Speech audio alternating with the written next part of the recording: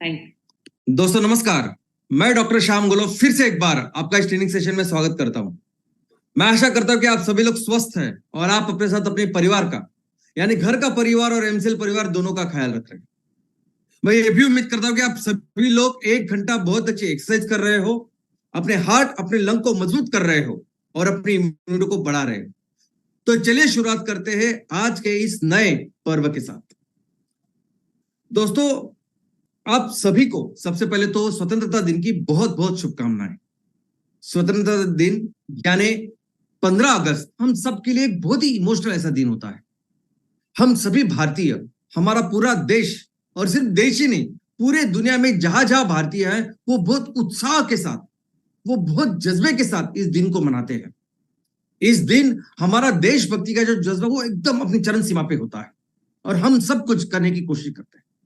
लेकिन दोस्तों, इस दिन हम एक चीज भूल जाते हैं और वो चीज ये है कि ये जो आजादी हमें मिली है इसके लिए बहुत बड़ी कीमत हमने चुकाई।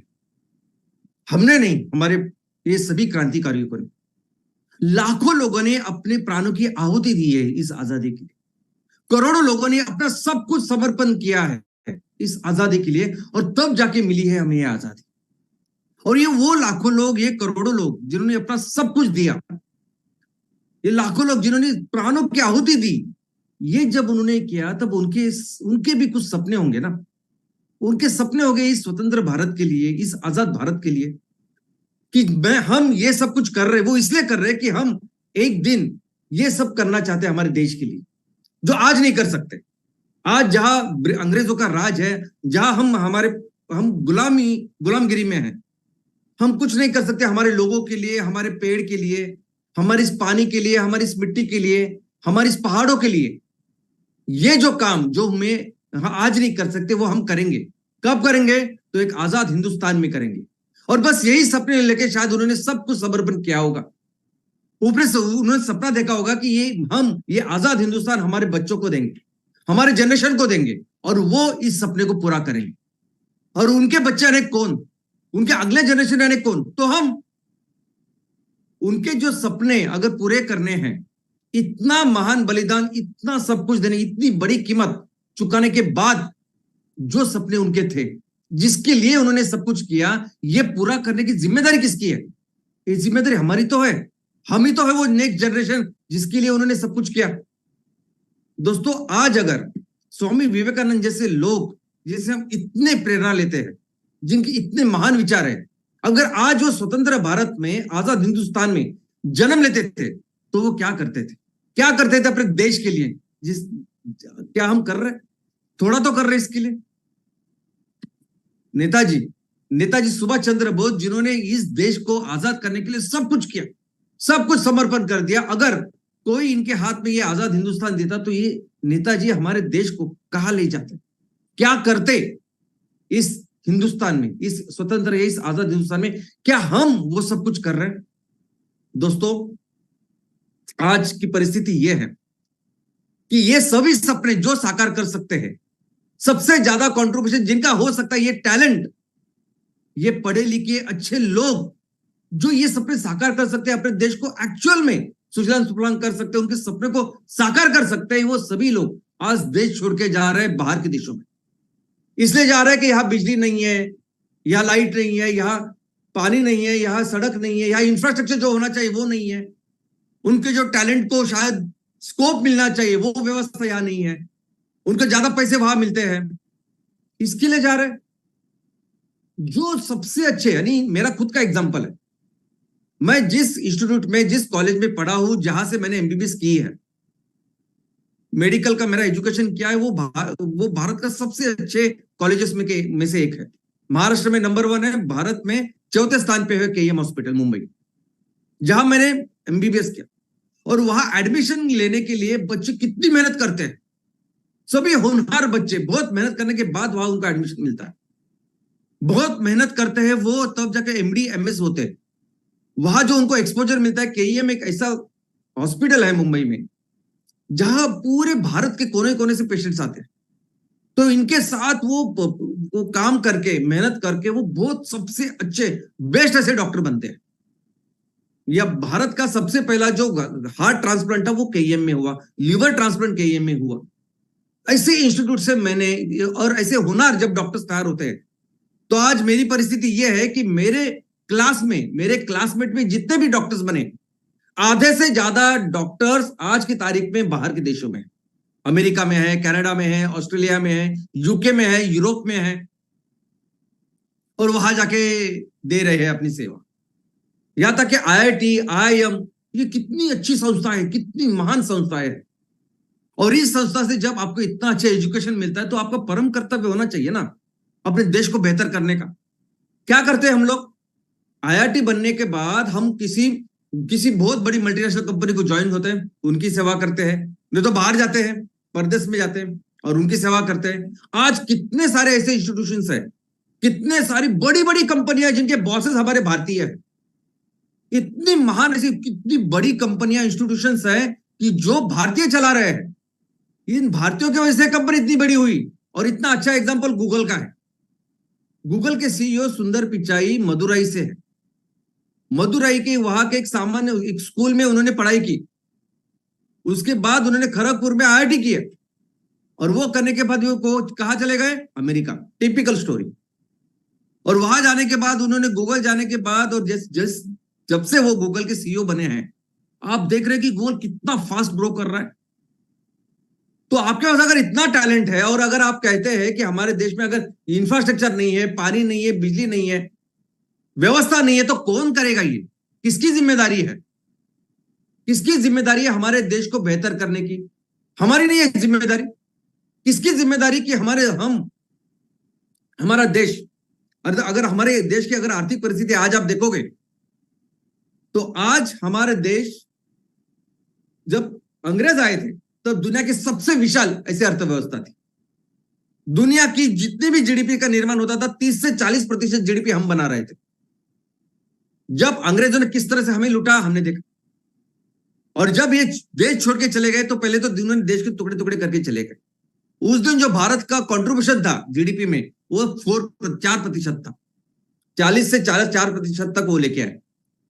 आज भी अगर देखोगे तो हमारे देश का जो जीडीपी का कंट्रीब्यूशन है पूरी दुनिया में, वो 3.5-4% से कम है।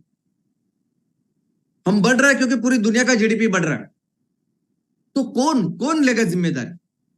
किसकी है जिम्मेदारी कि हमारा वो देश जिसकी इतनी काबिलियत है कि हजारों सालों तक वो दुनिया की, ना कि सिर्फ पूरी दुनिया की नंबर 1 इकोनॉमी था, हर क्षेत्र में उसने दुनिया का नेतृत्व किया है। वो देश की जिसके भरोसे, जिसके सहारे, जिस रिसोर्सेस के सहारे देश दुनिया में सबसे महान ऐसा देश था, वो आज भी है ना मौजूद। आज भी वो मिट्टी है, आज भी वो पानी है, आज भी वो पर्वत है, सब कुछ है। तो सब कुछ अगर कुदरत ने अपने हाथों से हमें परोसा है, दिया है, कौन करेगा ये? किसकी जिम्मेदारी है ये? आजाद होने के बाद भारत सरकार ने क्या किया? तो आजाद होने के बाद भारत सरकार ने तो पहले एक कायदा कानून बनाया कि कोई फॉरेन की कंपनी यहां नहीं आएगी, कोई फॉरेन की कंपनी यहां बिजनेस नहीं करेगी। यहां जो कुछ बिजनेस होगा वो हमारे लोग करेंगे।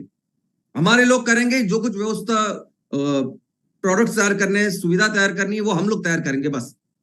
और बहुत ऑब्वियस है, ऐसा ही कानून कोई भी देश बनाता जो हमने बनाया, क्योंकि जिस अंग्रेजों के गुलामी में 300 साल हम लोगों ने निकाले, और एब्सोल्यूट उनकी जो पूरी सत्ता थी वो 150 साल थी।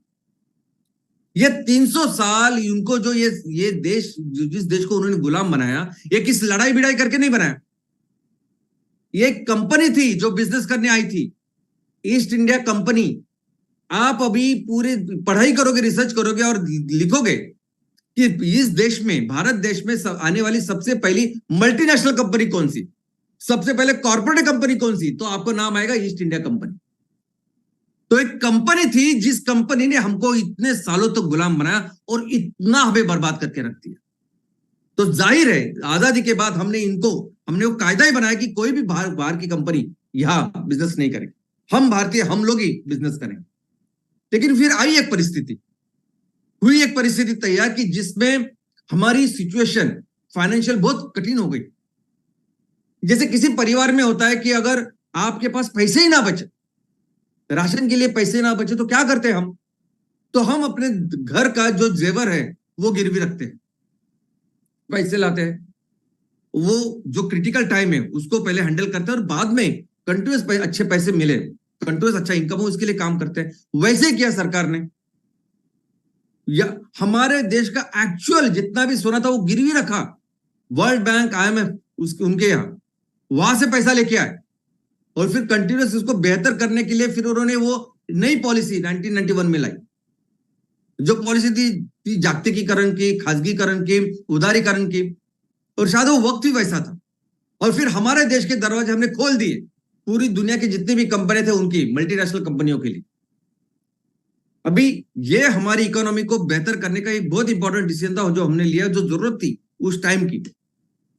लेकिन जब बाहर की कंपनियों के लिए हमने अपने घर के दरवाजे खोल दिए तो इसका मतलब हमारे दरवाजे बाहर जाने के लिए भी, हम अगर सक्षम हैं, अगर हम काम करते तो हमारी भी अवसर नए चालू हो गए ना।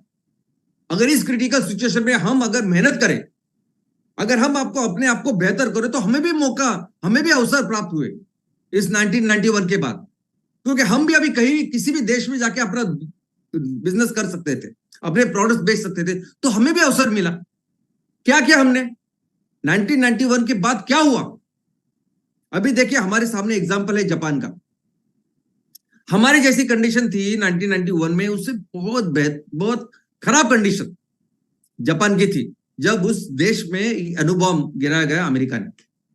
हिरोशिमा नागासाकी 2 शहरों के ऊपर जो अनुभव हुआ, उसके बाद पूरी देश की इकोनॉमी बर्बाद हो गई थी। किसी के पास पैसे नहीं थे, ना देश के पास पैसे थे, ना किसी लोगों के पास पैसे थे, ना कोई प्रोडक्ट था, टेक्नोलॉजी थी, कुछ नहीं था। ऐसे कंडीशन में क्या किया? इस कठिन परिस्थिति का उन्होंने ऐसा डटकर सामना किया, इस संकट को उन्होंने अवसर में बदला।